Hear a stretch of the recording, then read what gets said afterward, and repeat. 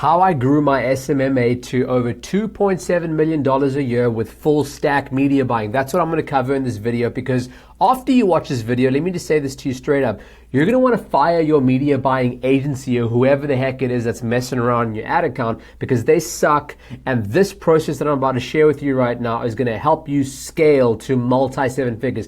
I use this process very recently to help a company scale to $400,000 a month in revenue. This is an SMMA as well. Okay, so let me get back to business over here. Who am I? My name is Hamza, and I grew my marketing agency, as I said, to millions of dollars. I ran all my ads, okay, and I got really freaking good at it, and I used the full stack method. And as you can see over here in this screenshot, so let me just zoom in. This is $6 million spent in just one ad account. Okay, and today I only work with mid-market and enterprise clients that will deposit big checks into my bank account, because I don't like running Stripe.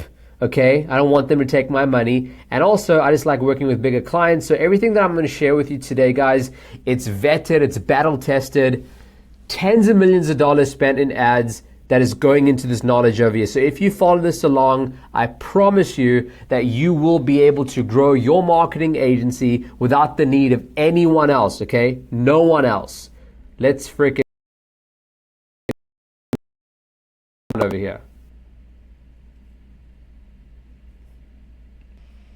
When I first started my agency, I was stuck doing cold email, cold outreach, DMs, and I was doing a lot of cold calling. That's a big thing that I did. And as I closed my first 15 deals, I realized that I really wanted to grow with Facebook ads. And then what I did is I went onto Facebook ads and I decided, okay, I'm ready to start spending. And I ended up tanking about $6,000, okay? It was very, very painful for me to do that. Very, very painful. I didn't want to tank that kind of money. So naturally what ended up happening is I got scared. Very scared, okay? And I got scared of media buying. I got scared of advertising. I got scared of this whole world of like Facebook ads. And what ended up happening is I put my money in the hands of other people that knew jack all. These agency marketing services, these people that claim that they're going to get results, and really they're just managing a bunch of accounts. They've got templates happening, and they don't really give a crap. They really don't. And a lot of them were accepting like PIFs where they wanted us to pay in full and this and that. And we were like naive agency owners, and we were making money at that time, so we had the money to spend, and they just took advantage of us. And what they did at the end of the day was tank a bunch of our ads and not give us much insight on what they were doing, why they were doing it. And it just felt like we were at their mercy. And sometimes things would be good, sometimes things would be bad. And I just hated the inconsistency. So I made one change. I decided that as an agency, we are going to have the ability to do it ourselves. I was trying to put DIY and then I put hours and then it didn't really make sense. But it's do it yourself. Okay, do it your freaking self. Especially, and I want to say this, as a marketing agency, right? We are there telling our clients that we can get them results. But a lot of us, let's just be straight about it, we've outsourced a bunch of our stuff. And I get it, in the beginning, build the plane as you fly it. In the beginning, sell the freaking idea and then build it after. But at some stage, if we really want to separate ourselves from the competition, we got to be able to do it ourselves. Wouldn't you agree with that? So with that said, what exactly are we doing ourselves? These are the 4 things that I became really, really good in. And there's a hierarchy over here. And I'll get into the hierarchy in a sec. Okay, the one thing was media buying, of course, specifically on Meta. And then I transitioned to YouTube. Okay, most of the spend was going on Meta, but afterwards YouTube became very lucrative. Quick thing about Meta versus YouTube. Meta is great to get started fast. YouTube is really great for long-term scale. Once YouTube is dialed in, it's freaking sick. It can go on for months without much changes. Meta takes a lot more work. Each one has their pros and cons, right? The next thing after media buying, a big thing, was copy. Man, like this is very, very important. There are 2 types of ads out there, broadly speaking. There's indirect ads and there are direct ads. Depending on where your market is at, depending on the level of like sophistication, which basically means how jaded they are to these offers, plus their level of awareness, meaning like, do they even know they've got a problem or that a solution like yours exists, or what the brands are that solve what their problem is. There's a combination of that goes into whether your copy is going to be indirect or direct. This is it's a high level overview over here. We're going to get into these things in a sec. The next thing after copy that you really want to learn is creatives, creative design, and specifically it's like scroll stopping creative. This is a very, very important distinction. This is different to graphic design. It's not the same thing, okay? Graphic design and scroll stopping ads, they are not the same thing. All right, next thing that I learned afterwards is specifically CRO. That's conversion rate optimization. And then specifically applying that to landing pages. Okay, when this is something that you know, all freaking 4 of these become massive levers that I was able to start pulling, where literally, man, I've been able to go into accounts. Let me show you something real quick. Okay, check this out. So I've been able to go into accounts where I was able to increase the actual conversion rate on the landing page, drop the lead cost, and increase the ROI instantly without changing a single ad, a single piece of copy, a single media buying technique. Do you see how powerful that is as an overall lever to be able to pull? All right, that's massive to be able to pull. So let me just get back to this presentation over here, right? Remember, full stack media buying. This is not just media buying and pushing buttons on Meta or YouTube. It's about knowing copy, creative design, and CRO. So let me get deeper into this, okay? What does each of these things mean? Look, in media buying, there's really, on a high level, a very simple strategy that I use to run tens of thousands of dollars a day in budget, okay? Even up to $35,000, $50,000 a day. You have a phased approach. You have phase 0, you have phase 1, phase 2, phase 3, and that's it. Okay, what does this mean exactly? Let me make this larger. This is for the media buying portion, okay? So what this really means is that when an ad account first starts off, which I hope a lot of you aren't at that stage and you're already running ads, but if you're not, it's really quite simple. What you're going to do, and what you have to recognize is right now, you don't know who your audience is, like who you're going to be targeting, and you don't know what creative is actually going to work. So over here, you basically take a wild guess, or not a wild guess, it's somewhat of an educated guess on audiences that you can stack. Okay, my go-to audiences are broad. And I like doing, if I can, we'll do lookalikes of customers, if we already have some, or lookalike of emails or some sort of a email list stack. So for example, in the roofing space, we went and scraped leads from, Angie's List. So this is a lead company, Angie's List, right? And if you go to Upwork, you can find people that scrape leads and databases and stuff. And you can basically have them scrape Angie and Yelp and wherever your customers are, your demographic is. So I'd stack that. And then I would also do some interest-based stacks. Interest-based is interesting because you can get into a lot of different areas, but usually in interest, I like stacking what people are seeing. So this would be like TV shows, magazines, influencers, etc. I would stack all those interests, right? So like Time Magazine, I would stack that with like what else they may be seeing. Like maybe they really enjoy watching Shark Tank.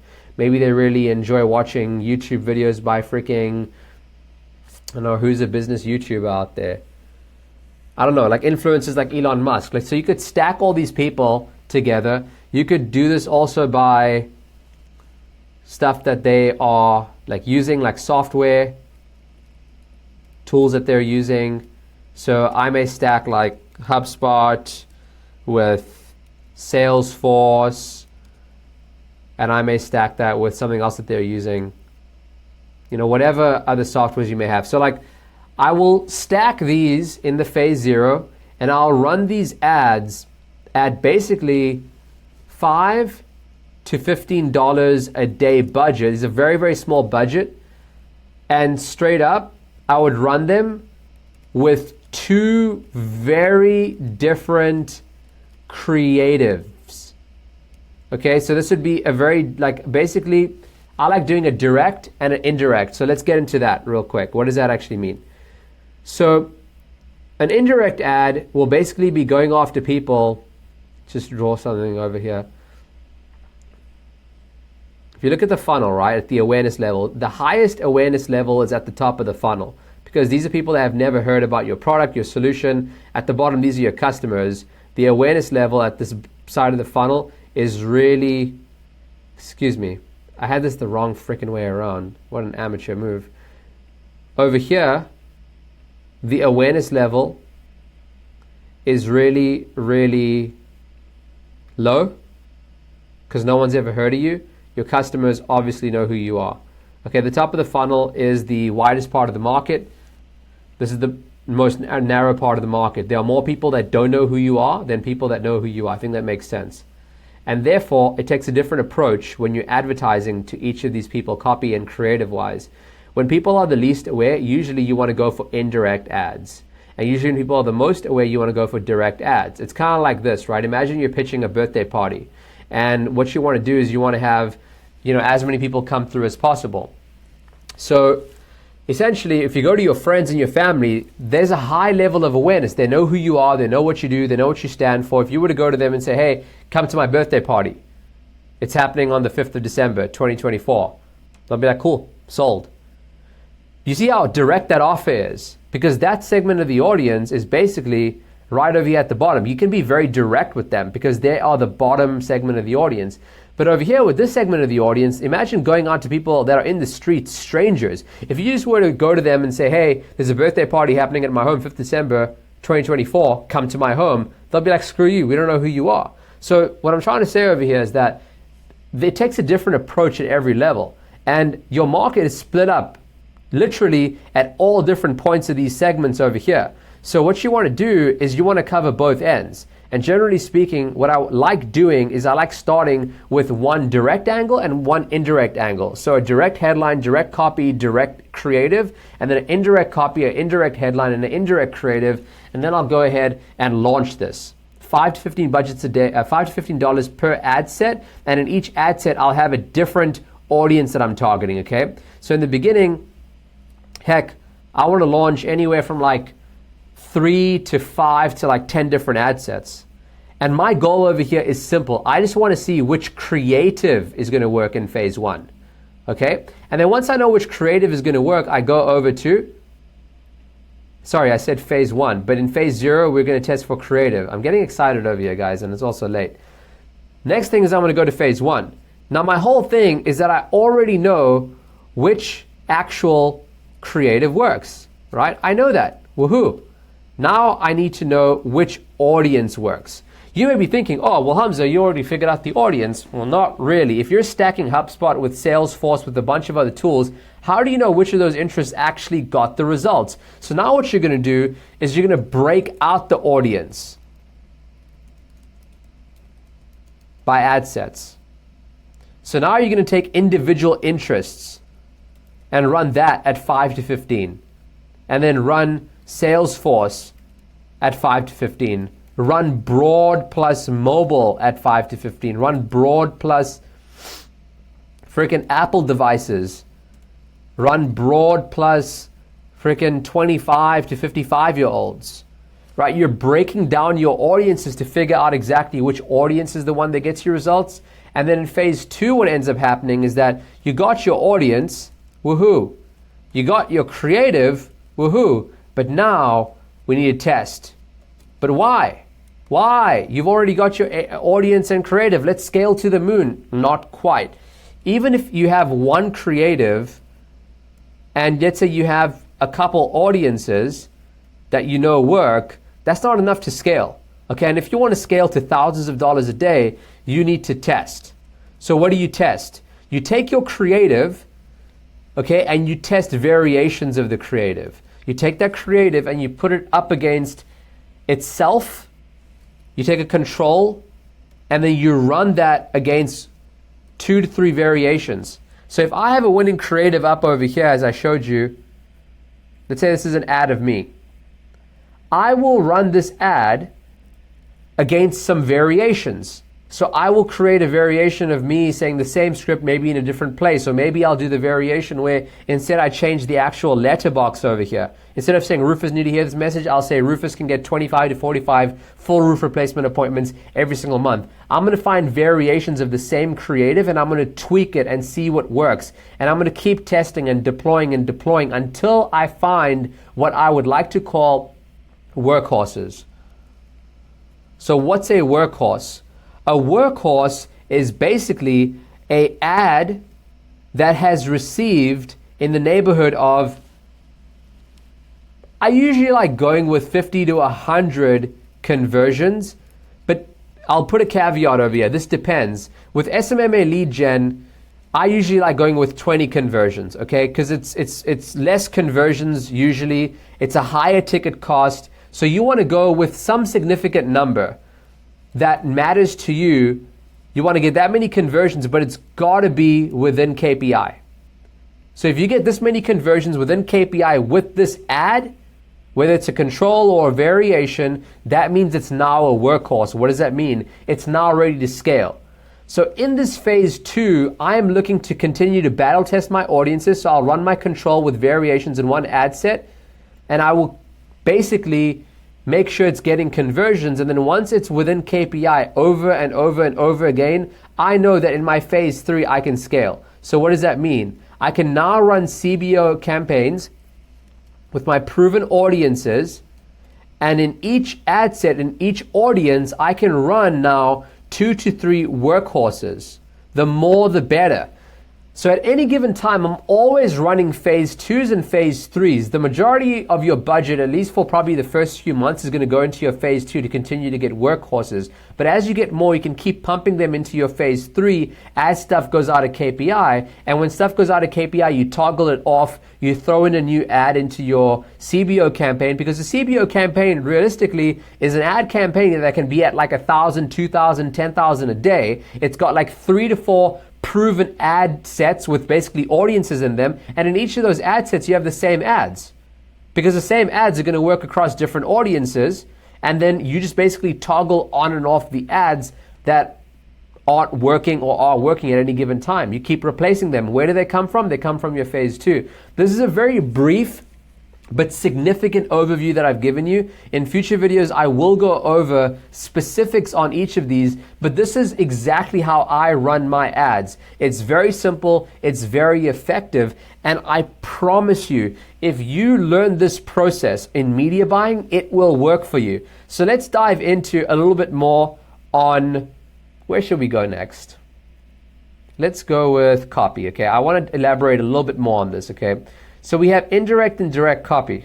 What does this mean? So the most direct copy, usually what we'll do in our ads is we'll start off with basically some sort of a hook that's going to go into, we can go attention X, Y, Z, attention dentist, attention chiropractors, attention med spas, attention roofing contractors, just to get the attention, right? And then you're going to get directly into get X amount of Y in Z time frame, right? That's a very direct offer. Get X amount of Y in Z time frame with our ABC, method. This is like your unique mechanism. And then it includes benefit 1, and then you can go into 2, into 3. So you see how this sort of an ad is a very, very direct ad, and then you basically can get into your call to action. Usually I like saying tap below or tap, learn more. to get, and then I reiterate the offer.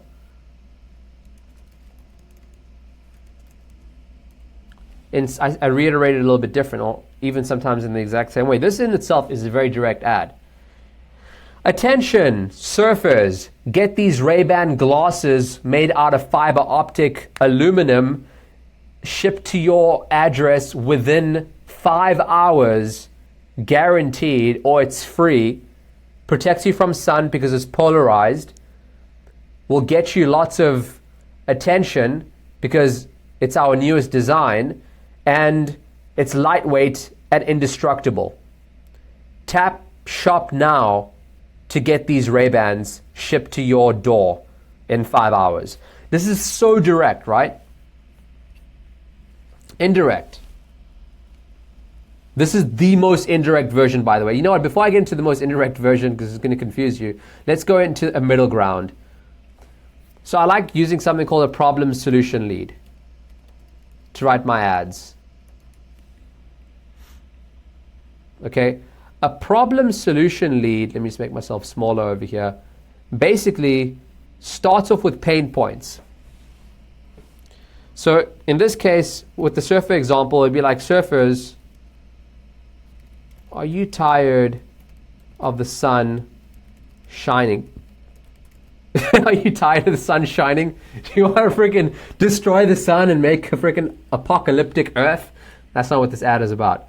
I know it sounds like that, but basically it's just enthuse me for a second over here, right? Surfers, I'm just going to make this a little bit smaller as well. Okay. Surfers, are you tired of the sun shining in your eyes when you're catching that wave, only to wipe out and look like a fool? Well, those days are long gone. Not only can you surf all morning and afternoon without even noticing the sun, but over 5,000 of our customers swear our sunglasses help them surf better. Introducing. And then guess what? You just tag the direct part of the offer onto the indirect lead. You see that? It starts with a problem, then it goes into a solution, and then it's basically going to say introducing sunglasses made with fiber, like whatever I said. I don't remember what I said in the previous thing, but this is how you do problem solution leads. Apart from direct, this is a very good place to start with indirect ads, okay? Get into the problem, get into the pain, paint the solution, and then talk about your offer. And then call to action, reiterate the offer. This is a very, very simple frame to use, but it's very, very powerful. Again, why is this important? Because right now you're going to go after, with these sorts of ads, a very aware segment of the audience. This is going to go for a slightly unaware segment of the audience. And then really, really indirect ads are going to go with stories like, you know, once upon a time there was a surfer who would go early in the morning, hit the beaches, no one's there, and he would surf up until the beach was packed. And soon he went to the doctor and he was told that he was going to develop cataracts if he didn't do something about it. But none of the glasses he ever used ever helped him out, and he was worried. Is he going to give up his beloved hobby that he started when he was as small as 5 years old, or is he going to continue surfing? He had to find an answer, but time was ticking because his eyes were paying the price. Do you see how this is a very indirect, like most people reading this that are surfers, they wouldn't even realize this ad is about sunglasses. So make sure that you test everything, okay? Test everything, especially in your phase 2. The next thing is creative design. This is so freaking important, okay? Before you proceed any further, I need you to write this down right now, okay? This is very, very important. This is how I've created, let me just make myself bigger. This is how I've created creatives that have spent hundreds and thousands of dollars without fatiguing. This is how I've created things that last for years. Assets that literally keep producing money. If that's what you want, then check this out and freaking write this down. I'm going to tell you how to be creative. No one is talking about this. No one is teaching this right now, okay? I need you to do a couple things over here. Getting freaking juiced over here, man. Frick. Okay. How to be creative. And this is how to create scroll stopping ads. Okay. There's actually a process that I use I teach this to my team to make sure that they are creative all the time. All the freaking time. So, how to be creative. Here we go. The first thing that I highly recommend is you want to segment 60 to 90 minutes to be creative per day. Okay, if you can do that, that'll be very important. The next thing,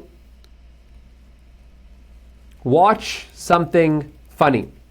I love watching Dave Chappelle. He's freaking hilarious. He's a genius. So I always watch Dave Chappelle comedy, okay? Get yourself into a humorous place. That releases freaking oxytocin and all this neurochemicals that will help you just get into a better state of mind. The next thing is you want to go analog. Turn your computer off. Turn your freaking watch off. This is an analog watch, but turn your devices off, okay? I found that when I was turning my devices off and I was using pen and paper, okay, right over here, like I am right now, this helped me become way, way, way more creative. And then this is the key. Spend your first day when you're thinking about ads, not committing to an idea. Just brainstorm as many ideas as you possibly can. Think about the idea. Think about the problem, for as long as you can. This comes before this, right? Before committing to an idea. The best screenwriters out there, the best comedians out there, you know what the difference is? They're not actually funnier than others out there. There's probably people that are way funnier than actual literal comedians that exist today. But the thing is that they think about a concept for longer than anyone else. And if you do that, you will become a way better creative person. Okay? Think about the problem for as long as you can. And this comes down to writing scripts, writing copy, and even image creation or video creation. Now, I learned Photoshop and Final Cut and Adobe and all these things. Maybe you don't know that, but usually I go to Upwork and I will find great designers. And usually I recommend finding one or two and just having them either on payroll if you can offer them a job. Like my guy's from India and he's freaking dope, okay? Some of the creatives I've been able to make are so freaking good. And I wish I could show some of them to you right now, but I don't want to like reveal client names and go into confidentiality stuff right now. But really, it comes down to a few things, okay? The use of colors, making strong creatives. You know what? Screw it. Let me just open up some creatives right now. Give me a sec. I'm just going to pause and go to it. Okay, so this is a very important thing about ads. Make sure your ad, if it's a direct ad, it conveys everything that you want to say in your ad, because you don't want to be convinced that people are actually going to read your headline and copy. This is very, very important. Make sure that every element of the ad, whether it's the image, the headline, or the copy, it conveys fully and properly exactly what you are trying to say. So this in itself is like a poster. You could hand this out in the streets and people would understand exactly what it is. It's for the UK. It's the last credit card machine you ever need. This card machine is going to get you next day payouts. There's no contract. There's a flat transaction fee and it's a £0 rental fee.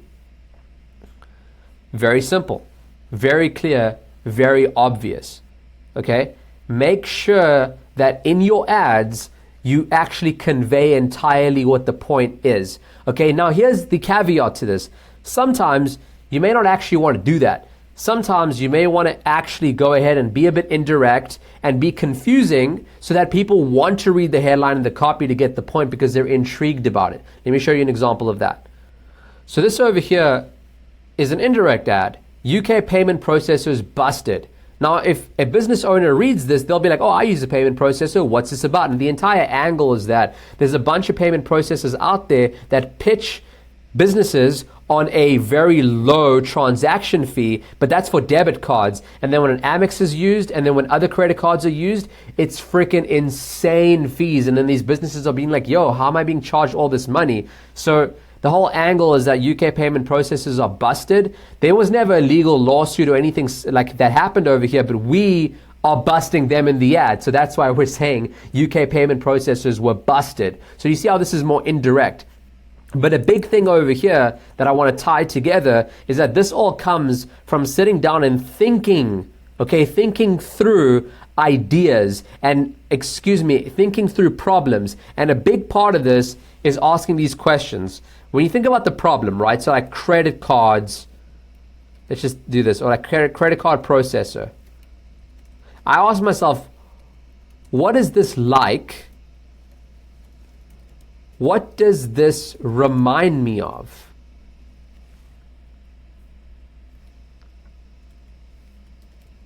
And then I ask, what questions do I have about this? So when I'm thinking about the problem of I've got to create ads for a credit card processor, that's the problem that I'm solving for. I'm going to spend as much time as humanly possible in a state where I'm like, okay, what is a card processor like? Okay, a card processor is much like a machine. What does that remind me of? A machine is used by people. People are unethical. People can misuse machines. Okay, what does that remind me of? Misuse. Okay, credit card companies misusing. What are they misusing? They're misusing their power. Okay, what is that like? Okay, that's like, people rioting against people that misuse their power. Rallies. Interesting. Maybe we could create an angle where these payment processors are misusing their power and they're taking advantage of business owners. So do you see how that sort of an angle comes about? Get creative, give yourself time, segment this time, watch something funny, get in a good mood, go analog, and do not commit to an ad idea. That first day, that first 90-minute session, do not commit. Come back the next day, guaranteed you'll have better ideas, you'll have additions to this. Okay. Then conversion rate optimization. Okay, a big part of this is really about understanding that the biggest lift that you're going to get on landing pages is going to be because of the headline. That is the biggest thing. Okay, and so what is a headline? What is a good headline? You basically want to make a very direct offer, okay? Because if they've seen your ads and it's either direct or indirect, you've hoped that they've scrolled down to the call to action, they've already seen the offer. So you want to make a direct offer, and basically you are reiterating the offer. Now, exactly what is an offer? It's a promise of a transformation. It could be get 35 appointments, lose 2 inches in 19 days. That would be crazy. It's a promise of a transformation plus a unique mechanism on how to achieve said transformation. Okay? This is basically what it is. And then, you can couple that with a call out your audience. These, and then, usually on a landing page we have social proof, and, really for SMMA, I like having things that are very, very tangible and very, very specific. So if you can have social proof that goes into a tangible result, a specific outcome in a specific period of time, that's going to be great. Call out the demographic, dentists, med spas, roofers, etc. And what you want to do over here is you want to be very concise. I like to basically have landing pages that don't even scroll, that everything is available in the landing page. When you see it, it's what you get. And so how we optimize on things is by changing the wording of the transformation, changing the order of the mechanism. That's generally how I like optimizing landing pages. Sometimes you'll be surprised, the social proof and the testimonials, if you have a page that's scrolling, it may actually cause people to not want to convert because they get distracted. So never have off-page links that take people off the page. Never have links to other parts of the website or landing page, like a home button or like an about page. Keep everything on one page. And generally speaking, you know, on the survey as well, what I want to have is a max of like 6 questions if I can. You know, the first 3 questions, I make sure they're very, very important. The last 3 questions, like business name, phone number, email address. But ask things that are very, very important. There's a lot that goes into conversion rate optimization and landing page stuff that I could get into. This is a very important lever, but generally speaking, we focus on the actual headline. See if we can make the offer more attractive in some way, make it appeal more in some way. Changing button colors, changing fonts, that stuff doesn't really matter so much. It doesn't create as big of a lift as people want. And at all times, we're split testing. At all times, we're split testing what kind of a landing page is going to work, what kind of a landing page is going to get more results. And usually we want to make sure that we have really 100 submissions between the 2 tests that we're doing, the split test that we're doing. And so, yeah, guys, this is really me coming back to remember, right? Like, I was putting this in the hand of other media buying agencies, and frankly, they weren't even doing a lot of the stuff that I'm talking about over here. They weren't testing copy, they weren't testing creative, they didn't have a structured approach with phase 1s and phase 2s, they didn't have naming conventions in the ad accounts. It was so messy, and they didn't care. All they cared about was money. And especially as a marketing agency, this is so important, a crucial skill to know. And if you want to learn more about this, then you can either book a call with me directly or join my free school community. I'm very soon going to be dropping a full course on how to become a full stack media buyer, everything that I know in detail. It's going to be 100% free. And yeah, you know, join the school community, reach out to me. I can get on one-on-ones. Right now, the community is small at the time of recording this video, so I have time to get on. I want to give back. I want to contribute to where I came from, which is being a marketing agency before I actually progressed and moved on to working with bigger clients. And if that's something you want to do, I'd be more than happy to share my stuff, whatever I can. I appreciate you for watching these videos. I'll see you on the next one. Peace.